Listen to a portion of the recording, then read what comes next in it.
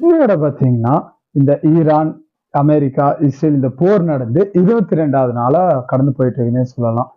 இன்னைக்கு இந்த போர்ல என்ன நடந்திருக்கு அப்படின்னு தான் நம்ம மெயினான விஷயம் பார்க்க போறோம். இன்னைக்கு பாத்தீங்கன்னா ஒரு கால்வாயை கடக்கிறதுக்கு ஈரான் தரப்புல இருந்து பாத்தீங்கன்னா பணம் கொடுத்தாதான் நீங்க அந்த கால்வாயை கடக்க முடியும் அப்படின்னு சொல்லியிருக்காங்க. அது என்ன, எதனால அவங்க அப்படி சொல்லியிருக்காங்க, எவ்வளவு கட்டி அந்த கால்வாயை கடக்கணும் அப்படியெல்லாம் தான் நம்ம இந்த வீடியோல பாத்தீங்கன்னா முழுசா பார்க்க போறோம். நம்ம அந்த வீடியோக்குள்ள போற முன்னாடி இன்னைக்கு பாத்தீங்கன்னா நம்ம இந்த சேனல் சப்ஸ்கிரைபருக்கு எல்லாத்துக்கும் பாத்தீங்கன்னா ஈத் முபாரக்.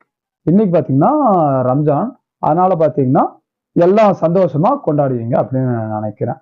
சரி வாங்க இப்போ டைம் வேஸ்ட் பண்ணாம நம்ம வீடியோக்குள்ள போய் இப்போ நம்ம பார்க்கலாம். சரிங்களா? ஃபர்ஸ்டா நம்ம எல்லா இதுலயும் நம்ம பாக்குற மாதிரி நம்ம அமெரிக்கா சைட்ல இருந்து நம்ம டொனால்ட் ட்ரம்ப் என்ன பண்ணியிருக்காரு அப்படின்னு நம்ம ஃபர்ஸ்ட் பார்க்கலாம். நம்ம தலைவர் முதல்ல என்ன சொல்லியிருக்காருன்னா, இந்த போரை நிறுத்தருக்கு பாத்தீங்கன்னா நாங்க ஒப்புக்கொள்றோம் அப்படின்னு சொல்லியிருக்காரு. இது எதனால சொல்லியிருக்காருன்னா, இப்ப பாத்தீங்கன்னா இந்த போரால இந்த கச்சா எண்ணெய் விலையா இருக்கட்டும், நிறைய நாட்டுல பாத்தீங்கன்னா ஒவ்வொரு பிரச்சனைங்கிறது இந்த கச்சா எண்ணெய்னால போயிட்டு இருக்குன்னு சொல்லலாம். இப்ப அதனால இந்த போரை பாத்தீங்கன்னா நாங்க நிறுத்தி கொள்றதுக்கு நாங்க பாத்தீங்கன்னா அறிவிக்கிறோம் அப்படின்னு அவர் சொல்லியிருக்காரு.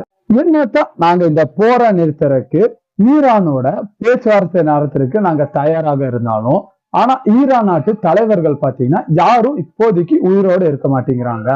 அந்த ஈரான் நாட்டு தலைவர்கள் எல்லாம் பாத்தீங்கன்னா கொல்லப்படுறாங்க அப்படின்னு சொல்லியிருக்காரு. இது மட்டும் நம்ம தலைவன் சொல்லாம நம்ம நேட்டோ அமைப்பு இருக்குல்ல, அது எல்லாத்துக்கும் தெரிஞ்சதுதான். அந்த நேட்டோ அமைப்பை பத்தி இந்த அமெரிக்கா மட்டும் உங்க கூட இல்லாட்டி நீங்க பாத்தீங்கன்னா காகிதத்துல இருக்கிற ஒரு புள்ளிக்கு சமம் அப்படின்னு சொல்லியிருக்காரு.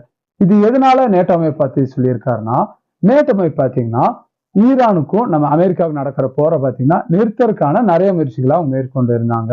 அத விமர்சிக்க விதமா தான் நம்ம டொனால்ட் ட்ரம்ப் பாத்தீங்கன்னா இந்த மாதிரி ஒரு குற்றச்சாட்டை நம்ம நேட்டோ அமைப்பு பத்தி வச்சிருக்காரு. அவருக்கு பாத்தீங்கன்னா ஒரு ரெட் லைட் மாதிரி தான். இப்போ யாராச்சும் இப்போ டொனால்ட் ட்ரம்ப்புக்கு அறிவுரை அந்த மாதிரி சொல்ற மாதிரி இருந்துச்சுன்னா அவங்கள பாத்தீங்கன்னா நம்ம தலைவன் இந்த மாதிரிதான் ஒரு விமர்சனம் கருது வைப்பாரு. இதுதான் நம்ம தலைவன் டொனால்ட் ட்ரம்ப். நான் ஃபர்ஸ்டே சொன்ன மாதிரி இப்ப இந்த போரை முடிச்சுக்கு பாத்தீங்கன்னா தலைவன் ரெடி ஆயிட்டாரு. அது மட்டும் இல்லாம இப்ப இந்த எதுக்கு இந்த போரை நிப்பாட்ட போறாரு, இந்த கச்சா எண்ணெய் தட்டுப்பாடுகள் பாத்தீங்கன்னா நிறைய நாடுகள்ல இப்போ நிறைய பரவி இருக்குன்னு சொல்லலாம். அங்க இருக்கிற தலைவர்கள் பாத்தீங்கன்னா நம்ம டொனால்ட் ட்ரம்ப் மேல நிறைய பிரஷருங்கிறது கொடுத்து இந்த போரை நிப்பாட்டுறதுக்கு பாத்தீங்கன்னா அவங்களும் ஒரு வழி பண்ணியிருக்காங்க. அதனால இப்ப நம்ம டொனால்ட் ட்ரம்ப் இப்ப இந்த கச்சா எண்ணெய்னால தான் இவ்வளவு பிரச்சனை. இப்போ நம்ம ஈரான் மேல பாத்தீங்கன்னா ஃபர்ஸ்டே பொருளாதார தடைங்கிறது போட்டிருந்தாங்க. ஈரான் நாட்டுல யாரும் கச்சா எண்ணெய் வாங்கக்கூடாது, அவங்க கூட பாத்தீங்கன்னா வணிகங்கிறத வச்சுக்க கூடாது அப்படின்னு. இப்போ இந்த கச்சா எண்ணெயை பாத்தீங்கன்னா இந்த உற்பத்திங்கிறத சீராக்குற விதமா இப்ப இந்த ஈரான்ல இப்ப அவங்க தடைங்கிறது போட்டிருந்தாங்களே, அந்த தடையை பாத்தீங்கன்னா கொஞ்சமா அவங்க பாத்தீங்கன்னா இப்போதைக்கு ரிமூவ் பண்ணியிருக்காங்க. இப்போ நம்ம ஈரான்ல இருந்து பாத்தீங்கன்னா கச்சா எண்ணெய்ங்கிறது வாங்கலாம். நேத்துல இருந்து இந்த அமெரிக்கா பாத்தீங்கன்னா ஈரான் மேல இருக்கிற இந்த பொருளாதார தடையை நீக்கலாமா வேணாமா அப்படின்னு பரிசீலனை பண்ணிட்டு வந்துட்டு இருந்தாங்க. ஆனா நேற்று நான் வீடியோல பாத்தீங்கன்னா இந்த டாபிக்கை பேசலான் இருந்தேன். நேற்று வீடியோ எடுக்க முடியாதனால இன்னைக்கு நான் இது சொல்லிடுறேன். நேற்று அவங்க பரிசீலனை பண்ணிட்டு இருந்தாங்க. ஆனா இன்னைக்கு பாத்தீங்கன்னா இந்த கச்சா எண்ணெயோட சப்ளைங்கிறது சீராக போகணும் அப்படின்னு இந்த ஈரான் மேல இருக்கிற அந்த பொருளாதார தடையை பாத்தீங்கன்னா இப்போதைக்கு அவங்க நீக்கியிருக்காங்க. இந்த மாதிரி வாய்ப்பு எல்லாம் கிடைச்சா நம்ம இந்தியா சும்மா விட்டுருவாங்களா? நம்ம இப்ப இந்தியாவும் பாத்தீங்கன்னா இந்த அமெரிக்கா இந்த ஈரான் மேல அந்த பொருளாதார தடைங்கிற எடுத்துட்டாங்களா, அதனால நம்ம இந்தியாவில பாத்தீங்கன்னா நிறைய இந்த பெட்ரோலிய பொருட்களா இருக்கட்டும், இல்ல இந்த கச்சா எண்ணெய் அந்த இதெல்லாம் பாத்தீங்கன்னா தட்டுப்பாடுகள் நிறைய இருந்துச்சு. இப்போ நம்ம ஒன்றிய அரசாங்கம் என்ன பண்ணியிருக்காங்கன்னா, இந்த தடைகள்ல அவங்க எடுத்தனால இப்ப ஈரான்ல இருந்து பாத்தீங்கன்னா அந்த கச்சா எண்ணெயை அவங்கள்ட்ட இருந்து வாங்குறதுக்கான பேச்சுவார்த்தைங்கிறது இப்போதைக்கு நடத்திட்டு இருக்காங்க அப்படின்னு நம்மளுக்கு பாத்தீங்கன்னா ஒரு நியூஸ்ங்கிறது வந்திருக்கு. இப்ப என்னதான் இப்ப ஈரான்ல இருந்து கச்சா எண்ணெய் வாங்கிக்கலாம் அப்படின்னு இப்ப அமெரிக்கா பாத்தீங்கன்னா தடை நீக்கி இருந்தாலும், இப்போ நம்ம இந்த பிரச்சனை எல்லாம் இப்போ இந்த போருங்கிறது போயிட்டு இருக்குல்ல, இந்த போரால இந்த கச்சா எண்ணெய் பற்றாக்குறைகள் பாத்தீங்கன்னா நிறைய நாடுகள்ல ஏற்பட்டது. அது நம்மளுக்கு எல்லாம் தெரிஞ்சதுதான். நம்ம இந்த எரிசக்தி முகமை பாத்தீங்கன்னா ஒரு எச்சரிக்கைங்கிறது இந்த வழியா கொடுத்திருக்காங்க. அவங்க அதுல என்ன சொல்லியிருக்காங்கன்னா, இப்ப இந்த தட்டுப்பாடால நிறைய நாடுகள்ல பொருளாதாரங்கிறது சம்பித்து போயிருக்குன்னு சொல்லலாம். இப்போ இதனால இந்த பொருளாதாரம் மீண்டு வர்றதுக்கு பாத்தீங்கன்னா குறைந்தபட்சம் பாத்தீங்கன்னா ஒரு 6 மாசத்துல இருந்து அதுக்கு மேலேயும் ஆகலாம் அப்படின்னு நம்ம எரிசக்தி வாரியம் பாத்தீங்கன்னா எரிசக்தி முகமை பாத்தீங்கன்னா அவங்க இப்படி ஒரு அப்டேட்டுங்கிறது தந்திருக்காங்க. அதனால இந்த போர்களை பாத்தீங்கன்னா சீக்கிரமா நிறுத்திட்டு நம்ம நாட்டு வளர்ச்சிக்கு என்ன பண்ண முடியுமோ அதை பண்ணுங்க அப்படின்னு பாத்தீங்கன்னா அவங்க ஒரு எச்சரிக்கைங்கிறது கொடுத்திருக்காங்க. இப்போ நம்ம ஈரான் சைடு நம்ம வரலாம். இப்போ அவங்க பாத்தீங்கன்னா இந்த கான்வாயை ஓபன் பண்ணாம வச்சிருந்தாங்க. இப்ப அதனாலதான் இந்த இவ்வளவு பிரச்சனைங்கிறது இப்ப ஆரம்பிச்சிச்சுன்னு சொல்லலாம். இப்ப நம்மளுக்கு எரிசக்தி கிடைக்கிறதா இருக்கட்டும், இந்த தட்டுப்பாடுகளா இருக்கட்டும், இதெல்லாம் அங்க இருந்தா ஆரம்பித்து ஒரு முற்று எப்படி சொல்றது, அங்க இருந்தா அந்த கோடுங்கிறது போட ஆரம்பிச்சிருச்சு. இப்போ அதை சமாளிக்கிற விதமா நம்ம ஈரான் பாத்தீங்கன்னா அதுக்கு ஒரு மாற்று வழியா அவங்க இப்போ உருவாக்கி இருக்காங்க. இப்போ நீங்க அந்த வழியில உங்க கப்பலை எடுத்துட்டு போகணும்னா மேக்சிமம் பாத்தீங்கன்னா நீங்க ஒரு 18 கோடி பாத்தீங்கன்னா அவங்களுக்கு செலுத்த வேண்டியதா இருக்கும். இப்போதைக்கு நம்ம சீனாவா இருக்கட்டும், நம்ம இந்தியாவா இருக்கட்டும், அதுக்கப்புறம் பாகிஸ்தான், இந்த நாட்டு கப்பல்கள்லாம் பாத்தீங்கன்னா அந்த வழியா தான் போயிட்டு வந்துட்டு இருக்காங்க. இது வரைக்கும் நம்மளுக்கு கிடைச்ச தகவல் படி ஒரு 9 கப்பல்கள் பாத்தீங்கன்னா இந்த வழியா போயிட்டு வந்துட்டு இருக்காங்க. ஆனா இந்த 9 கப்பலை பாத்தீங்கன்னா ஒரு கப்பல் மட்டும் இந்த 18 கோடி ரூபாயை பாத்தீங்கன்னா செலுத்தி இருக்காங்க. அப்படி லயோடிஸ் லிஸ்ட் கடற்படை தகவல் அமைப்பு பாத்தீங்கன்னா இந்த மாதிரி ஒரு தகவல்ங்கிறது கொடுத்திருக்காங்க.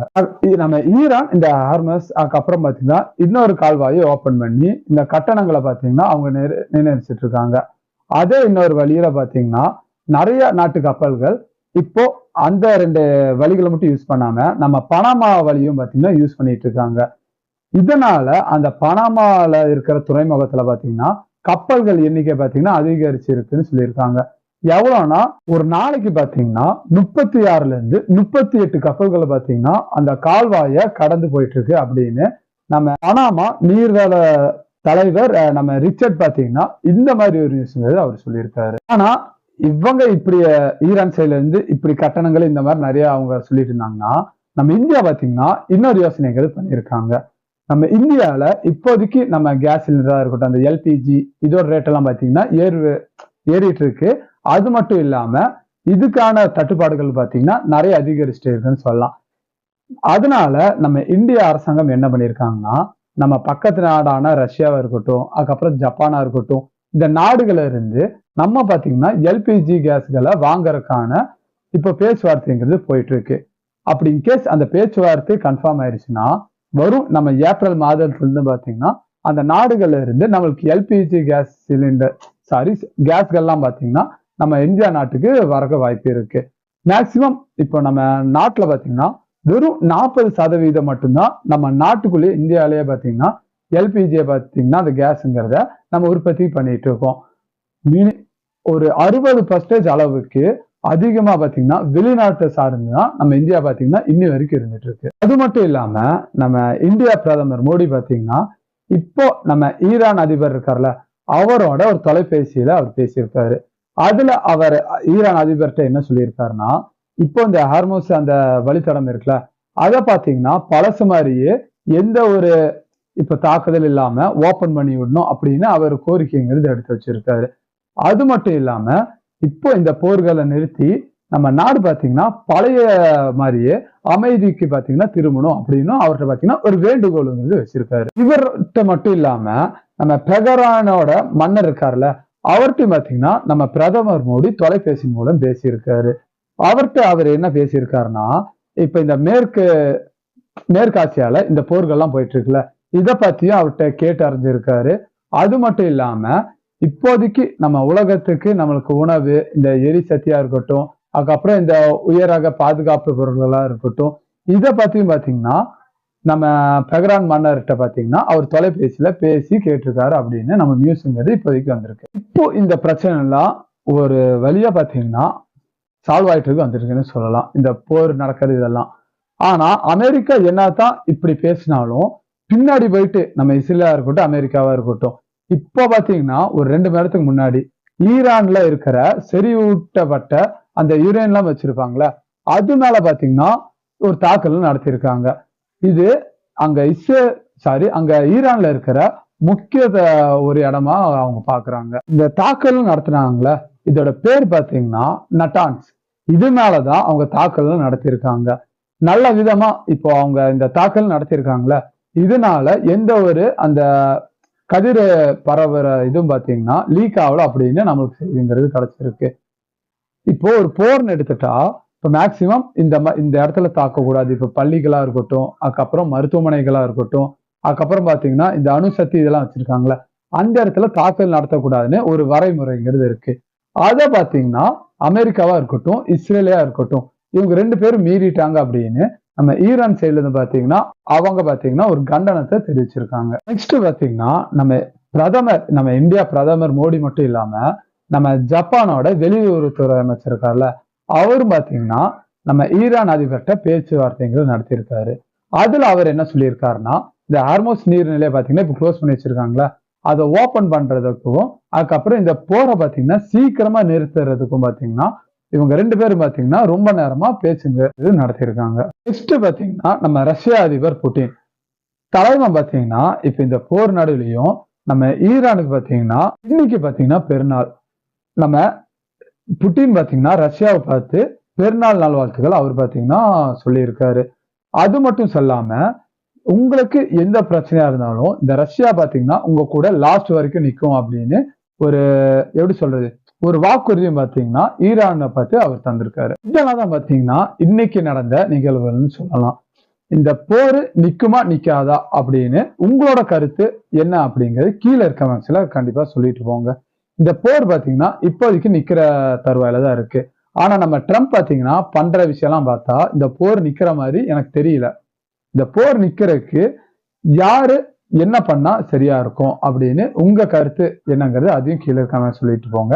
அது மட்டும் இல்லாம இந்த போரை பற்றின கருத்து ஏதாச்சும் உங்களுக்கு இருந்தாலும் அதுவும் கீழே கமெண்ட்ஸ்ல கண்டிப்பா சொல்லிட்டு போங்க. சரி, நெக்ஸ்ட் பாத்தீங்கன்னா இந்த வீடியோ இவ்வளவு நேரம் பார்த்திருப்பீங்க. இந்த வீடியோ உங்களுக்கு பிடிச்சிருந்தா மட்டும் ஒரு லைக்ங்கிறது கொடுத்துருங்க. அது மட்டும் இல்லாம இந்த சேனலுக்கு நீங்க இப்பதான் ஃபர்ஸ்ட் டைம் வரீங்கன்னா நம்ம சேனலையும் சப்ஸ்கிரைப் பண்ணி வச்சுக்கோங்க. நீங்க சப்ஸ்கிரைப் பண்ணி வச்சாதான் இந்த மாதிரி இப்போதைக்கு என்னென்ன ட்ரெண்டிங்ல போயிட்டு இருக்கோ அந்த நியூஸ்ங்கிறது பாத்தீங்கன்னா டெய்லியும் பாத்தீங்கன்னா நான் அப்டேட் பண்ணிட்டு இருக்கேன். சில ஒரு 2 நாளா பாத்தீங்கன்னா எனக்கு உடம்புக்கு சரியில்லை, அதனால வீடியோங்கிறது பாத்தீங்கன்னா தொடர்ந்து நான் போடல. இப்ப பாத்தீங்கன்னா எனக்கு சரியாயிருச்சு, அதனால வீடியோங்கிறது பாத்தீங்கன்னா இனி தொடர்ந்து நான் போடுவேன். அதனால நம்ம சேனலை நீங்க சப்ஸ்கிரைப் பண்ணி வச்சுங்க, சரிங்களா? சரி, இந்த வீடியோ பத்தின கருத்து ஏதாச்சும் இருந்தாலும் அதையும் கீழே கமெண்ட்ஸ்ல கண்டிப்பா சொல்லிட்டு போங்க. உங்களை இன்னொரு வீடியோல நான் மீட் பண்றேன். தேங்க்யூ.